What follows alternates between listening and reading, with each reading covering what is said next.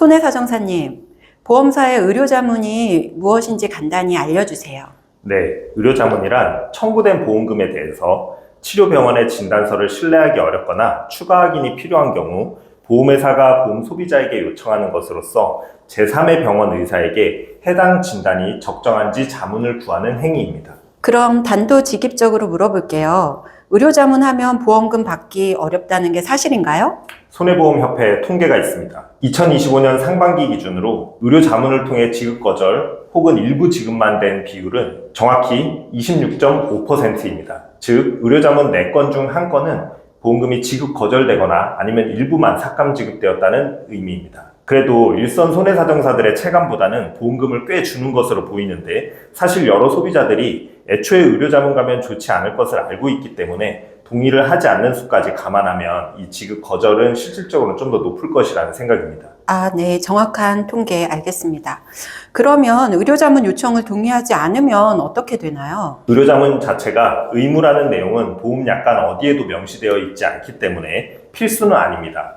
다만 이건 이론상이고 실제로 보험회사는 의료자문에 동의하지 않는 경우 지급 심사가 중단되어 현실적으로는 보험금이 지급 거절되는 것이나 마찬가지 효과가 발생하게 됩니다. 그렇죠. 그래서 많은 분들이 대안을 찾다가 이 영상도 보고 계실 건데 그럼 동의를 하면 거절 나올 가능성이 높고 동의를 하지 않으면 지급심사가 중단되면 어떻게 하는 것이 좋을까요? 안타깝게도 모든 상황에 일괄적으로 적용할 수 있는 정답은 없기에 상황별로 따져서 올바른 방법을 찾아갈 수밖에 없는데요. 다만 보험사들도 의료자문을 100% 마음대로 하는 것만은 아닙니다. 바로 보험협회에서 만든 의료자문 표준 내부 통지 기준이 있어 이 규정을 따라야만 합니다. 네, 그런 기준이 있었네요. 소비자들이 유용하게 참고할 수 있는 팁을 알려주시겠어요? 네, 가장 먼저 제10조 의료자문 실시 대상입니다.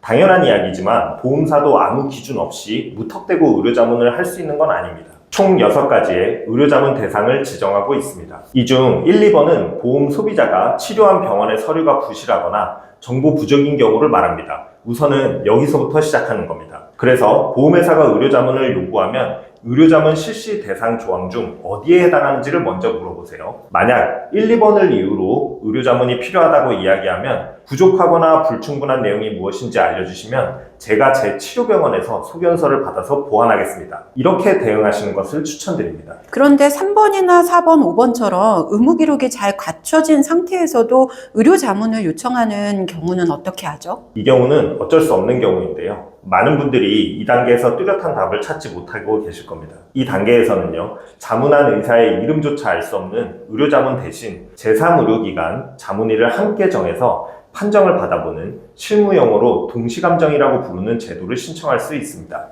그러면 동시감정이 정확히 무엇인지 자세히 설명 부탁드립니다. 제3의료기관에서 판정을 받아보는 것은 동일하지만 보험회사와 보험 소비자가 함께 병원 및 의사를 정하고 의사를 직접 대면하여 그간의 의무기록이나 현재의 증상 등을 말로써 설명하는 기회를 가지는 것을 말합니다. 병원 의사를 직접 대면하여 대화하고 설명할 기회가 있다는 점에서 분명 서류만으로 의사의 이름도 알지 못한 채 답변을 받아보는 의료자문 결과와는 질적으로 다르고 실무를 많이 해본 제 입장에서도 동시감정은 상황 설명만 잘 된다면 보험금이 지급되는 경우도 많았습니다.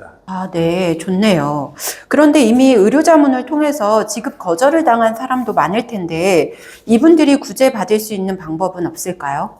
이런 경우라도 포기하기는 이릅니다. 의료자문 내부 기준에는 이런 경우의 구제 방안도 언급되어 있기 때문입니다. 제19조 의료자문 결과에 대한 피해 구제 절차 내용인데요.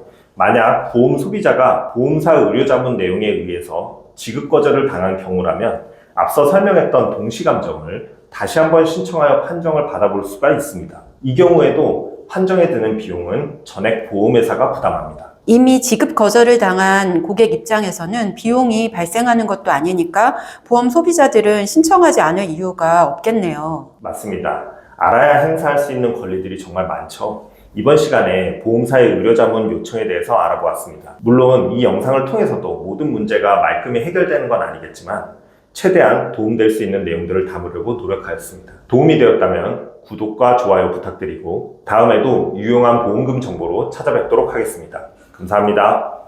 어려운 보험금 문제로 손해사정사 도움 필요하신가요? 올바듬을 이용해주세요. 실손보험, 배상책임보험과 같은 소비자 선임권을 이용하는 경우에는 심지어 무료로도 도움을 받으실 수도 있습니다. 한 푼도 손해볼 수 없는 보험금에 대한 권리, 올바름이 올바로 지켜드리겠습니다.